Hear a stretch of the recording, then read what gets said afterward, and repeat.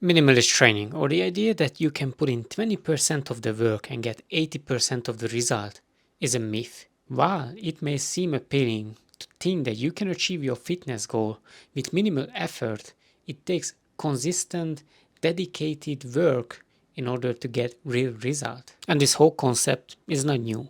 I have trained clients like this. I also trained myself like this when I couldn't do more. But ever since Jeff Nippard made the video about minimalist training, I think most people didn't even understand the context, and some of them decided to take it out of context, and even these people, like the majority of them, didn't get the context as well. And that is absolutely fine because the topic itself is difficult to grasp. But the premise is, if you are doing 1 to 4 sets, you are going to get around 60% of the result. If you are doing 5 to 9 sets per week per muscle group, then you are going to get roughly around 80% of the result. So the question is, why would you spend time in the gym when you can easily cover those sets in no time? And because this was mainly done on untrained individuals. That is why. A newbie who has never lifted can pick the most ineffective exercises, the worst training, no diet, no structure, and they are still going to make gains no matter what. So this is the context what you have to get. And if you are not at a beginner stage, then these rules are not going to apply to you, at least not on this percentage. And there is another issue, that with this whole minimalist training, it opened a new gate for scams. Or should I just say that it is people who are trying to ride the trend because it is trendy. Oh, I got my results doing a 6-week minimalist training, and in reality, this person has been in the gym for 6 years prior, maximizing everything, got most of his or her gain in that 6 years, started doing minimalist training for 6 weeks, maintained all of their muscle mass, and say that it is working. Of course it's working. You are maintaining, but you're not gaining. And we can say that you got most of your results doing maximalist training. It's not a minimalist. There are also two types of minimalist trainees. There's the one who is new to the gym, hasn't built up the routine, doesn't have the habit, so this person has to go there sometimes, do just a couple of exercises for a few sets just to build up the habit because maybe they hate going to the gym, they don't like being there, but they're still trying. And there is the other type, and they are unaware that they are minimalist. They usually go around say things like, oh, compounds are training these muscles, so you don't need to train them. Calves are genetics. This muscle gets stimulus from a completely different exercise that trains a completely different muscle, but that's going to be enough for both. And these type of things. It's more like being oblivious.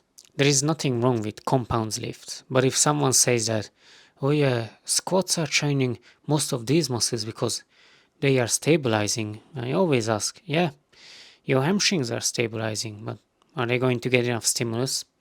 Probably not. How about your calves? Oh yeah, I get it. That is just genetics, and so on and so on. You get my point. Not to mention, have you know that something is genetically small and has to be small if you never even try to train it? I believe that anybody who is investing 10 to 20 minutes in nuanced YouTube videos watching them, they are serious about their training. So that also means that they are trying to maximize their gains, which is understandable.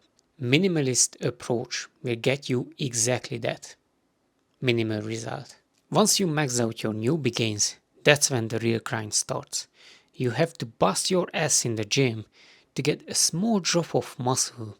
You have to improve your diet, your training, and just to simplify things, when I say improving your training, I don't just mean your form, I just mean that you have to push most of your sets. Actually, no, let me correct myself. You have to push all of your sets close to failure, and some of them all the way to failure. Of course, if you are doing a squat, don't push it to failure. And when you are doing deadlift as well, because you die.